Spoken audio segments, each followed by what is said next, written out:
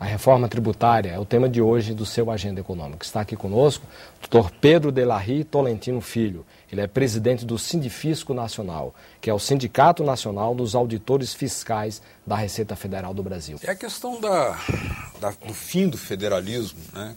Na visão do FENAFISCO, por exemplo, entre outras entidades, o Super Simples faz uma extinção do federalismo, propõe exatamente a eliminação dessa opção para o pagamento de impostos. O senhor concorda com essa tese? Veja, nós temos mais ou menos, são 4 milhões de empresas habitantes do Super Simples, que representam 3% da arrecadação. Então, uma boa parte dessas empresas são empresas de fundo de quintal, empresas familiares, que não têm um interesse da fiscalização, interesse de fato da fiscalização. O interesse da fiscalização ele deve ser voltado para aquelas 10 mil empresas, né, que contribuem com 70% da arrecadação. Né? Até porque nós somos poucos fiscais, nós não podemos fiscalizar ao mesmo tempo milhões de pequenas empresas. Então, existe a previsão de um convênio com as fiscalizações estaduais, que eu acho que tem uma vocação até maior para fiscalizar essas pequenas empresas do que a Receita Federal, para que essas empresas também não deixem de ter a possibilidade de fiscalização. Mas a vocação da Receita Federal, repito, é para fiscalizar aqueles contribuintes de médio porte para cima. Né? Então, eu acho que o Super Simples ele facilita a vida do pequeno, né? Especialmente isso. Né? Nós temos que pensar que são pequenas empresas, empresas familiares, e que não têm condição de arcar com o pagamento de vários tributos, conhecer várias legislações, ter especialistas na área de pagamento de tributos, né, para analisar as legislações. Enfim, nós temos que facilitar a vida desse contribuinte mais simples, até para que ele possa crescer e virar uma empresa que seja, aí sim, objeto do nosso interesse. Agora, já que o senhor falou que nós temos no Brasil um número pequeno de fiscais, qual deveria ser o número mínimo, o plantel ideal da fiscalização? E aí, assim, caberiam comparações, nesse caso, com outros países. Eu não digo que são poucos auditores fiscais da Receita Federal. Eu digo quantos que são hoje? São cerca de 12.500. Acho que é um número razoável. Mas o que eu digo é que nós teríamos poucos para fiscalizar essas 4 milhões de empresas. Aí seria muito pouco. Então nós temos que ser seletivos. E não é só a fiscalização que a gente faz o controle da fronteira, né? A entrada e saída de mercadorias, faz a vigilância e repressão, né, internamente, né, nas estradas para evitar ou tentar evitar o contrabando, o tráfico de drogas, etc. Também participamos disso. Somos julgadores administrativos, que administrativamente, quando o contribuinte não se conforma com o tributo que ele pagou, quem julga são também auditores, né, nas instâncias administrativas. Então nós temos uma multiplicidade de tarefas muito grande, né, uma complexidade também muito grande. Daí talvez o concurso mais difícil hoje, né, dizem, para se passar é o concurso para auditor fiscal, porque você tem que conhecer direito, você tem que conhecer economia, você tem que conhecer contabilidade, enfim. Eu acho que nós somos em número razoável, né, para a tarefa que nós... De razoável para bom, né? O que nós precisamos mesmo é de pessoal de apoio de nível médio. E aí nós temos que fazer concurso para pessoal de apoio de nível médio, que são aquelas pessoas que têm que auxiliar o trabalho do auditor, porque o auditor, muitas vezes, ele não tem que fazer um trabalho de menor complexidade, que inclusive ele custa caro para o país.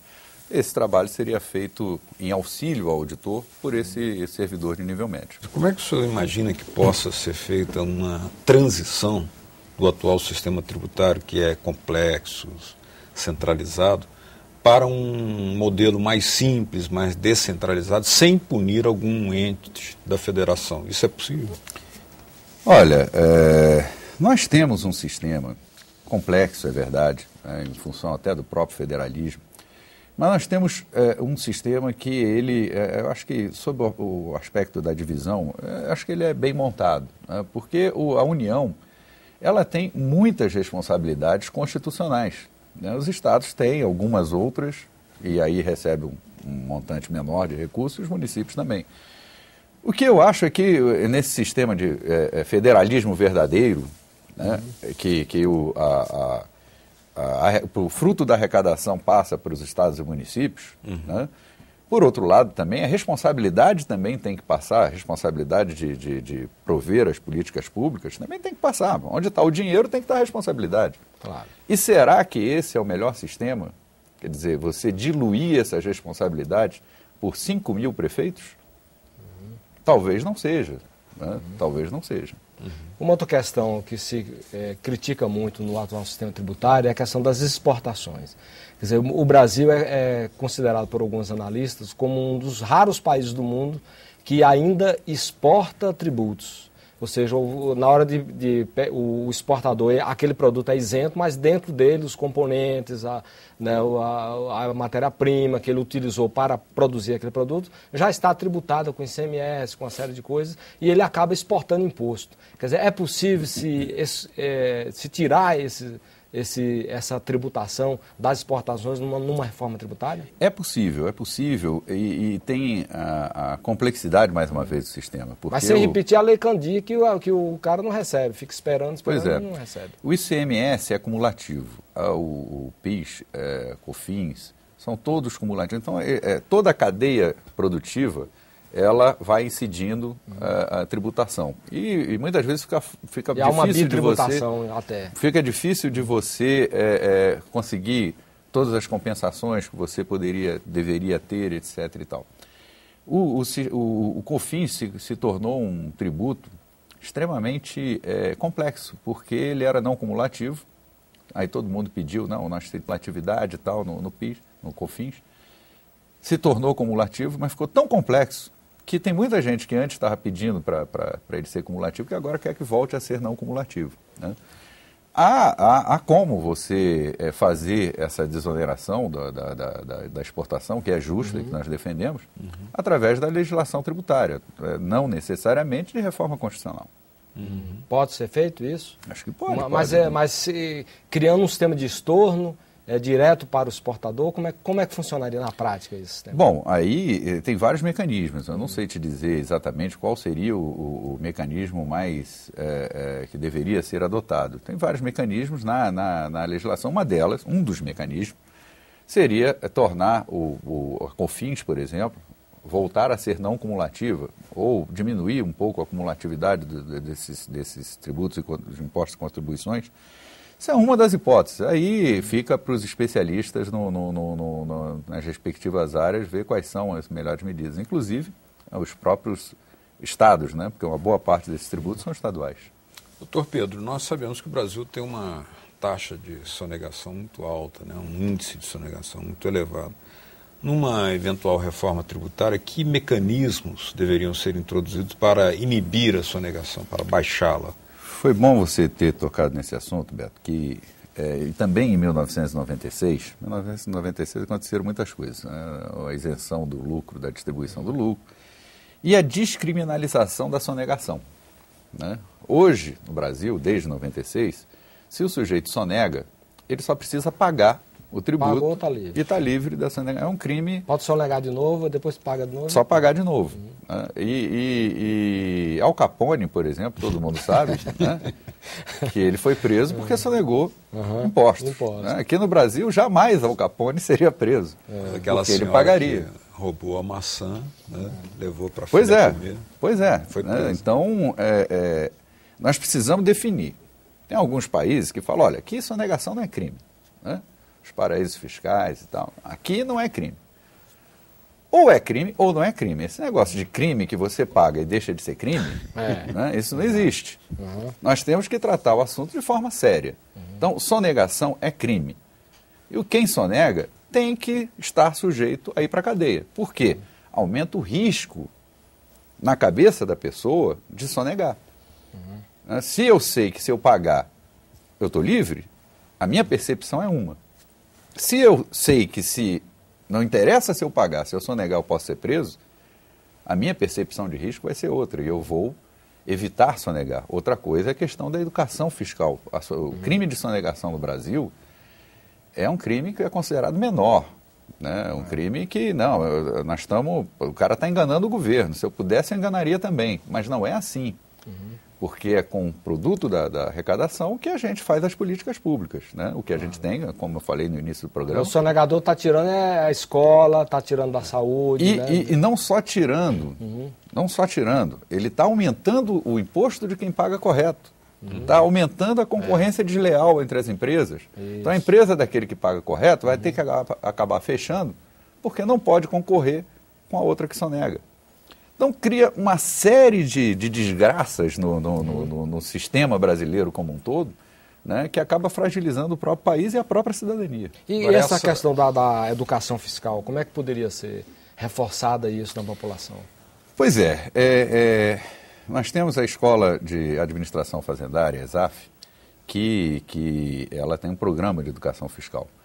Acho que o ideal seria levar no final do ensino fundamental, no ensino médio, levar para as escolas uma noção da importância do tributo e da importância da fiscalização do gasto do tributo, da destinação desse tributo, para que o cidadão se torne consciente e saiba cobrar os seus direitos, mas saiba também que há deveres, que em todo lugar do mundo se paga tributo, em todo lugar do mundo, sonegador não é uma pessoa benquista. Né?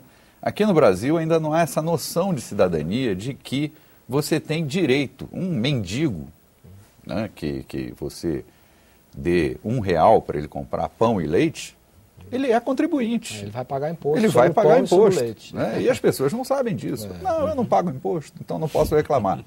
Não é verdade. Agora, essa descriminalização que o senhor falava aí, só para ficar mais claro, feita em 96, foi por legislação ordinária? Legislação ordinária. Tudo isso que eu estou falando é legislação ordinária. Né? Ou seja, pode ser feita uma verdadeira reforma tributária de uma forma mais fácil, sem entrar no âmbito do constitucional. E mais uma verdadeira reforma, isso mesmo. Mais uma coisa, por exemplo, vamos dizer, aquele exemplo que eu estava dando, acho que no intervalo, vamos baixar a alíquota de IPI a 0.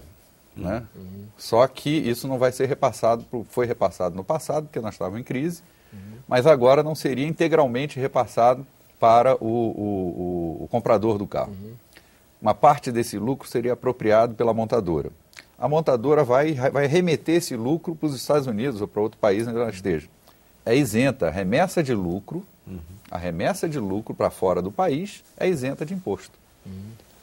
Também criado por legislação ordinária. Nós temos que voltar atrás.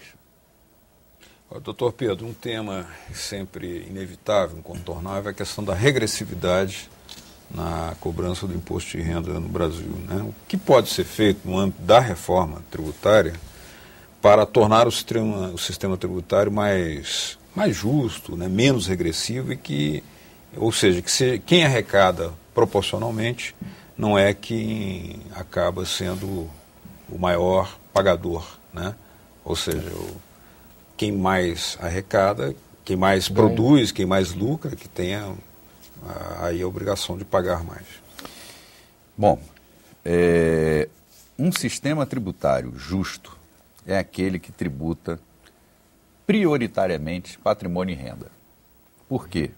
Porque pode ser adotada a progressividade. O sistema que se baseia na tributação sobre o consumo, que é o caso brasileiro, você não pode cobrar alíquotas diferentes para ricos e pobres do preço do feijão ou do preço do arroz. Né? É uma alíquota só. Como o contribuinte mais rico ele tem uma capacidade de poupança que o pobre não tem, né? Uma parte do rendimento dele não é tributado pelo consumo, por imposto sobre o consumo. Mas tudo que o mais pobre compra, ele consome integralmente, porque ele não tem capacidade de poupança.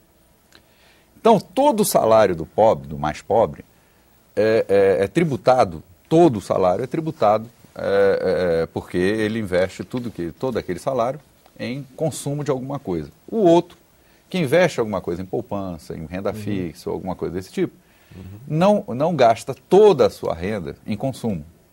Né? Então, proporcionalmente, até mesmo proporcionalmente, ele é beneficiado. A carga tributária passa a incidir mais fortemente sobre aqueles mais pobres, né, e não sobre os mais ricos. O que nós temos nos Estados Unidos, por exemplo, na Inglaterra, todos os países mais desenvolvidos, é um sistema em que mais de 50%, cerca de 2/3 da arrecadação tributária provém de impostos sobre patrimônio e a renda. E aqui no Brasil isso é o contrário. Né? 2/3 provém da arrecadação sobre o consumo. Esse é um fator forte de regressividade do sistema. Esse é o principal fator de regressividade do sistema. O que nós temos que fazer, e a nossa proposta é nesse sentido, é através de algumas medidas como algumas dessas que eu acabei de falar aqui ao longo do programa, elas possam ser usadas não para aumentar a carga tributária, mas aumentar a arrecadação que incide sobre os mais ricos. Ao mesmo tempo em que a gente pega aquele volume de dinheiro e desonera o imposto sobre o consumo, o imposto dos mais pobres. Né? Segundo os nossos cálculos, são cerca de 40 bilhões de reais por ano, que é um início, claro que não é o fim, né? Não é o ideal, ainda precisamos melhorar ainda mais o sistema, mas são 40 bilhões de reais por ano que poderiam ser cobrados do imposto sobre patrimônio e renda, né, através de várias medidas que nós propomos, a maioria infraconstitucional, e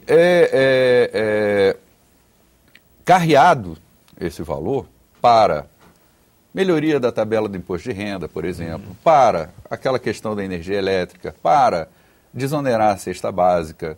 Enfim, nós poderíamos ter uma série de medidas que beneficiariam de fato a população, só que alguém ia ter que pagar esse preço.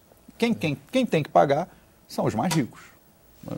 O senhor falou em questão de educação fiscal e ela está um pouco ligada à questão do combate à corrupção. Ou seja, um combate vigoroso à corrupção ajudaria a educação fiscal por fortalecer aquela ideia, aquele vínculo entre o que se arrecada e o que se presta em serviço sem desvios no caminho.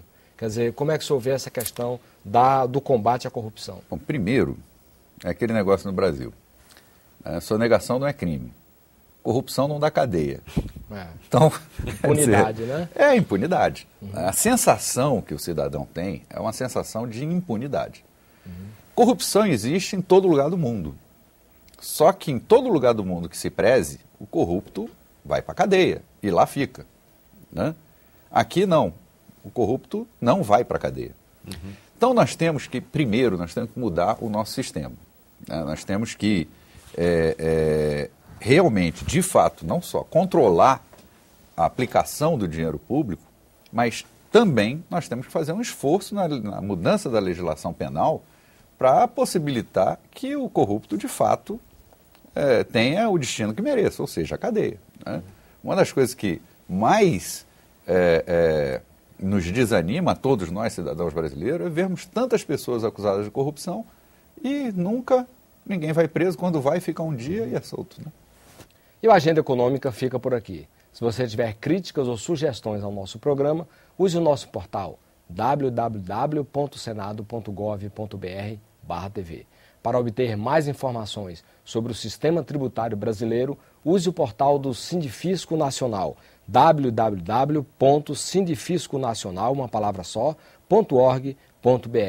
Para aqueles que desejam se aprofundar mais no tema das reformas tributárias, recomendamos também os seguintes portais: www.fenafisco.org.br. Um outro portal ainda poderá ser utilizado, o www.ibpt.com.br. E você pode usar também, é claro que há muitas informações nesse portal, o da Receita Federal do Brasil, que é www.receita.fazenda.gov.br. Nós agradecemos a entrevista e as informações que nos foram prestadas pelo presidente do Sindifisco Nacional, Sindicato Nacional dos Auditores Fiscais da Receita Federal do Brasil, Dr. Pedro Delarry Tolentino Filho. Agradecemos também a participação do jornalista Beto Almeida. A você de casa que nos acompanhou, muitíssimo grato pela sua audiência e até o próximo Agenda Econômica. Até lá.